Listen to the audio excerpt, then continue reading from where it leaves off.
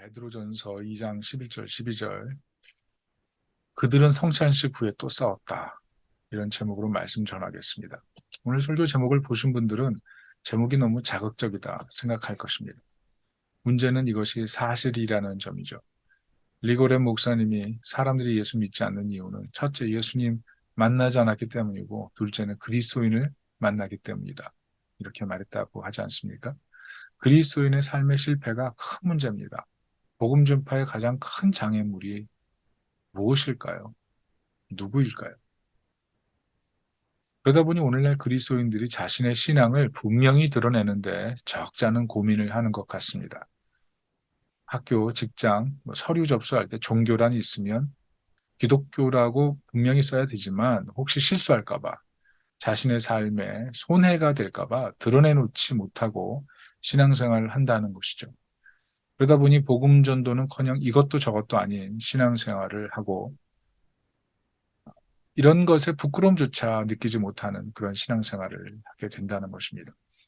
감사한 것은 오늘날 기독교에 대한 사회적인 냉담함이 기독교를 정화시키는데 도움도 될 수 있다는 사실입니다. 왜냐하면 교회를 다니는 분들 중에 그냥 기독교에 대한 좋은 감정으로 교회를 다니는 분들에게 변화의 기회가 되기 때문에 그렇습니다. 무슨 말인가 하면 예전에는 교회 가면 사람 좋고 교회 가면 건물 근사하고 교회 가면 나 어떤 교회 다닌다 하면서 자신의 사회적인 지위, 안정감, 그걸 증명할 수 있었거든요. 그런데 사회적으로 교회에 대한 인식이 좋지 않지 않습니까? 그러니까 다닐 이유를 못 찾아요. 그래서 이런 냉담함은 왜 내가 교회를 다녀야 하는지 진짜 이유를 찾게 만들고 진짜 기독교 신앙을 가질 수 있는 계기가 된다고 생각합니다. 루이스 벌코프라는 신학자는 성경에 나온 신앙을 네 가지로 구분합니다. 역사적 신앙, 이적의 신앙, 일시적 신앙, 참된 신앙 이렇게 얘기를 합니다. 역사적 신앙은 그냥 믿었기 때문에 믿는 겁니다. 이적의 신앙은 기적 봐야 믿는 겁니다. 일시적 신앙은 회심 없이 순간만 믿는 겁니다. 참된 신앙은 뭘까요? 참된 구원의 신앙은 정확히 복음 이해하고 믿는 신앙입니다. 지금 우리 어떤 상태에 있습니까? 만약 우리가 참된 복음 안에 거한다면 초대교회 때 나타났던 그런 놀라운 일들이 나타나지 않겠습니까? 우리 보고 예수님 믿겠죠. 문제는 오늘날 초대교회 성도처럼 살고 싶지만 우리 삶을 계속 무너뜨리는 그런 문제들 앞에 속절없이 우리의 마음마저 무너져서 지쳐있는 상태로 살아갈 때가 다반사라는 것입니다. 이것은 평신도만의 문제가 아니라고 생각합니다. 제가 처음 목사돼서 목사와 장로들이 참여하는 노회에 간 적이 있습니다. 참 기대가 많았습니다. 그런데 그 신성한 노회 현장에 가보니까 서로 의견 대립하니까 싸우더라고요. 마이크 서로 잡으려고 하고 거칠게 말하고 보기 좋지 않은 모습 보이시더라고요. 먹고 이런 모습 보면서 참 충격받았습니다. 노회전에 예배 드리거든요. 그런데 어떻게 저럴 수 있나 이런 생각 들었습니다.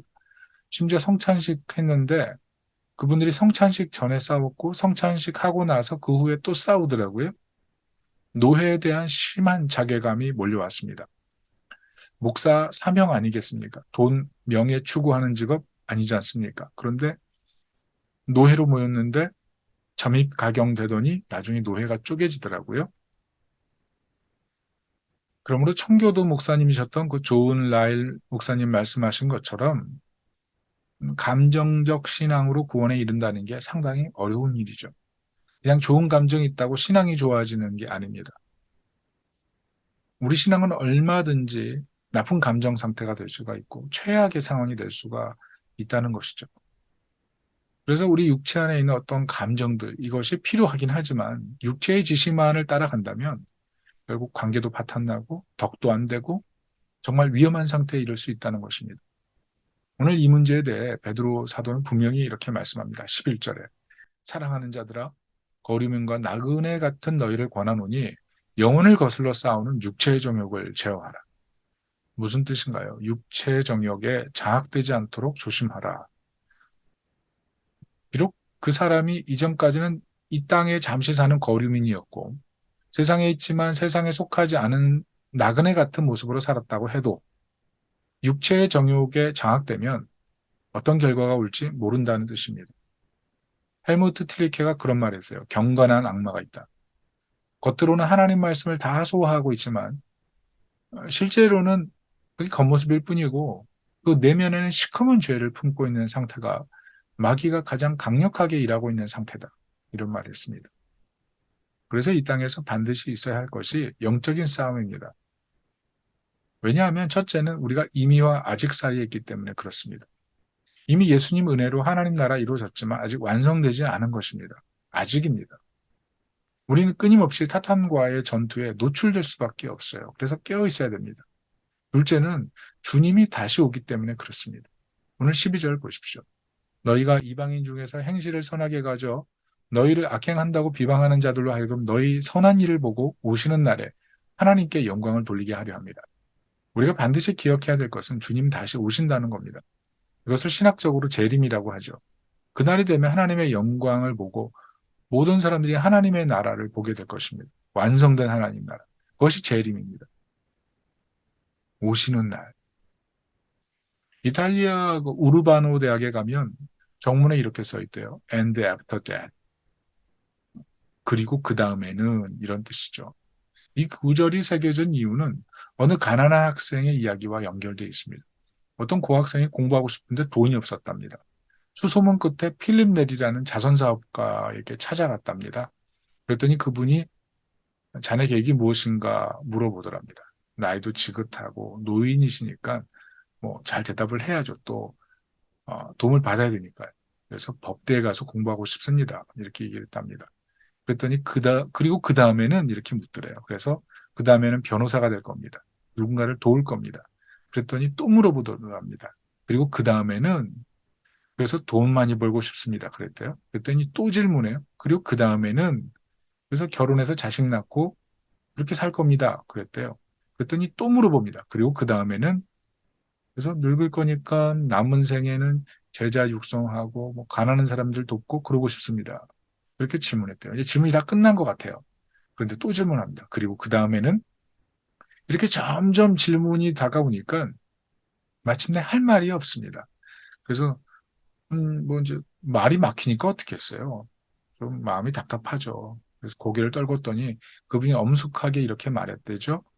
그리고 그 다음에는 죽음이 있습니다. 그리고 그 다음에는 심판이 있습니다. 그리고 그 다음에는 영혼이 있습니다. 가난해서 도움받으러 갔던 청년 어떻게 됐을까요? 돈을 받았는지 못 받았는지 잘 모르겠습니다. 중요한 것은 청년이 이 이야기를 듣고 깊은 깨달음을 얻고 인생을 살았다는 거죠. 나중에 우르바노 대학의 총장이 됐습니다. 이분이. 그래서 학교 정문에 이 글을 새겼다고 하죠. And after that. 그리고 그 다음에 무슨 말입니까? 우리 인생의 끝을 보라는 거죠. 주님 다시 오시는 날을 준비하라는 그런 의미가 되지 않겠습니까? 아무리 명성이 있어요, 재력이 있어요, 가족이 있어요. 누구를 도울 수 있는 선한 삶을 살아요. 그렇지만 내 삶의 끝이 있고 이후에 심판과 영원이 있다는 사실을 기억해야 된다는 것입니다. 올바르고 의미 있게 살아야 된다는 뜻이죠. 루즈벨트 대통령 부인 엘리노 여사의 말 유명하잖아요. Yesterday is a history, tomorrow is a mystery, but today is a gift. 어제는 역사입니다. 내일은 미스테리입니다. 그런데 오늘은 선물입니다. 내일이 미스테리라는 그 말 참 인상적이죠. 알 수가 없어요. 건강하던 사람이 한순간에 건강이 잃고요. 미래가 충만받던 사람이 한순간에 몰락도 하고요. 정말 겸손할 수밖에 없어요. 저도 어제 밤늦게 곧 다가올 분당 우리 교회 설교 준비하고 있었습니다. 그동안 준비해왔던 그 원고였어요. 거의 다 됐습니다. 그래서 컴퓨터에서 복사해서 안전하게 다른 곳으로 옮기려고 손가락을 눌렀는데 잘못 눌렀어요. 어떻게 됐을까요? 설교 전체가 다 날아갔습니다. 보통 그러면 살릴 수 있거든요. 그런데 제가 당황한 나머지 또 실수를 했습니다. 제가 순간적으로 손가락을 또 한 번 잘못 눌렀어요. 어떻게 되었을까요? 딱 한 줄이 카피돼서 남았습니다. 딱 한 줄. 피땀 흘려 만든 설교 원고가 다 사라지고 딱 한 줄 원고가 남았어요. 완전 충격이죠. 어쩔 줄 모르겠더라고요. 그런데 그것이 인생입니다. 아무리 철저히 준비해도 당장 1초 앞에 미래를 모르는 것, 그게 인생이죠. 우리 교회를 봐도 처음 시작할 때 미래를 몰랐지 않습니까? 인테리어 비용, 계약금 밖에는 돈이 없었어요. 그것이 300만 원인가였습니다. 근데 하나님 하실 거 믿고 그냥 계약 맺었어요. 생각해보면 그때 공사해 주신 분도 정말 믿음이 좋은 분 같아요. 제가 돈 없다는 사실을 알았거든요. 그런데 같이 믿음으로 시작했어요. 그래서 여기까지 왔습니다. Tomorrow is mystery. 내일을 알 수가 없어요. 오직 하나님의 주권 아래 달린 거예요. 그러므로 우리가 하나님의 주권을 잊고 육체의 정욕을 따라 살아간다면 이 미스테리한 인생에 내일의 주인이신 하나님을 싹 빼버리는 거예요. 어떻게 되겠습니까? 생각만 해도 정말 끔찍하잖아요. 우리 미래를 모르니까 인생을 살면서 거품을 제거해야 됩니다. 이 땅에 사는 날 동안 마지막까지 붙잡아야 될 것. 그것이 무엇일까요? 그게 하나님 말씀이고 주님 다시 오신다는 사실입니다. 결국 사람들이 시험 드는 이유가 무엇입니까? 끝을 몰라서 그래요. 다 완성된 줄 알고 미래가 다 보장된 것처럼 생각하다가 방황하는 겁니다. 끝을 몰라서. 이것이 현대인의 비극입니다. 현대인들은 자아실현하면 완성된 줄 압니다. 좀 더 편안해지면 다 된 줄 압니다. 그런데 노래의 가사처럼 인생은 미완성. 쓰다가 많은 편지예요. 편안한 삶은 영원히 존재할 수가 없습니다. 이 땅에서도 진정한 안식도 존재할 수가 없습니다. 왜 그럴까요? 세상에 죄가 들어왔기 때문에 그렇습니다. 그래서 자꾸 착각하는 거예요. 인간이 가진 욕망이 사람을 완성시키는 것처럼 보일 뿐입니다. 그런데 바닷물 마시는 거예요. 더 좋은 거 찾는데 더 목마르고 결국 영혼을 놓치게 만드는 것이 육체의 정욕입니다. 그렇다면 여러분 우리 안에 육체의 정욕이 있다는 것을 어떻게 알 수가 있습니까? 저는 우리 마음속에 두려움이 있는 상태가 육체의 정욕이 있는 상태라고 생각합니다. 보세요. 우리가 죽음 두려워하잖아요. 건강 염려하잖아요. 자녀 양육 염려하잖아요. 재물 염려하잖아요. 직장 염려하잖아요. 염려가 두려움이지 않습니까? 그런데 언제 염려해요? 사라질까 봐. 다 사라질까 봐. 그래서 두려움과요, 육체의 정욕은 거의 같은 것입니다. 부모님들 보십시오. 자녀 대신 공부 못 해주잖아요. 자녀 대신 살아주지 못하잖아요. 대신 밥 먹어주나요? 대신 애 낳아주나요? 대신 아파해주나요? 못하거든요. 그래서 두려워요. 그래서 그 두려움이 육체의 정욕의 감정이에요. 그런데 이 두려움이 어디서 왔느냐? 바로 하나님과 분리되었기 때문에 온 것입니다. 하나님과 분리될 때 우린 두렵게 되고 육체의 정욕이 주인 되기 시작하는 것입니다. 성경은 이것을 죄의 결과라고 얘기합니다. 죄가 임하면 육체의 정욕이 강해지고 반드시 두려움이 임하게 되어 있습니다. 그래서 우리 인생에 평생 해야 될 일이 이 두려움 해결하는 거 아니겠습니까? 오늘, 내일, 모레. 두려움 해결하기 위해서 그렇게 악착같이 살아가는 것 아니겠습니까? 돈 모으고, 권력 의지하고, 인기 만들고, 술 의지하고, 마약 의지하고, 다 두려움 해소하려고 하는 것 아니겠습니까? 그런데 성경이 무엇이라고 하나요? 시편 146편 3절 4절. 귀인들을 의지하지 말며 도울 힘이 없는 인생도 의지하지 말지니 그의 호흡이 끊어지면 흙으로 돌아가서 그날에 그의 생각이 소멸하리로다. 사람들은 끊임없이 두려움 해소하려고 의지할 것 계속 찾습니다. 그런데 해소가 되나요? 오늘날 수많은 사람들이 반려동물 키웁니다. 배울 만큼 배운 사람들이 돼지 머리 갖다 놓고 고사 지내고 부적 붙이고 죽은 돼지 입에다가 돈 찔러 놓고 넙죽 절하지 않습니까? 왜 그렇습니까? 그 중심에 두려움이 있어서 그렇습니다. 두려움에서 해방되고 싶으니까 그렇습니다. 불안하죠. 기쁨이 없어요. 그게 염려 때문이고 죄의 결과예요. 왜 이렇게 불안하지? 왜 이렇게 기쁨이 없지? 죄의 결과예요. 우리 마음속에 육체의 정욕이 작동하니까 두려움이 강해지는 겁니다. 그래서 하나님께서 이 문제를 어떻게 해결하십니까? 이게 모든 세상의 인간이 가진 굴레와 같기 때문에 이 문제를 해결하시기 위해서 독생자 그리스도를 보내셨습니다. 우리 힘으로는 도저히 해결할 수 없기에 예수님을 대신 보내서 해결해 주십니다. 그것이 에베소서 2장 16절이에요.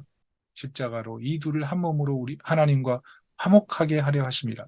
원수된 것을 십자가로 소멸하시고 무슨 뜻이에요? 하나님과 분리된 우리와 하나님께서 하나 되기 위해서 예수님 보내셔서 두려움 제거하고 죄에서 떠나게 하고 육체의 정욕에서 해방시키는 것. 그게 예수님의 죽음이에요. 그래서 절대 평안이신, 절대 사랑이신 하나님과 우리 사이를 완전하게 연결하셔서 이제는 절대적인 사랑으로, 절대적인 평안으로 살게 만들어 놓으신 것. 그래서 복음입니다.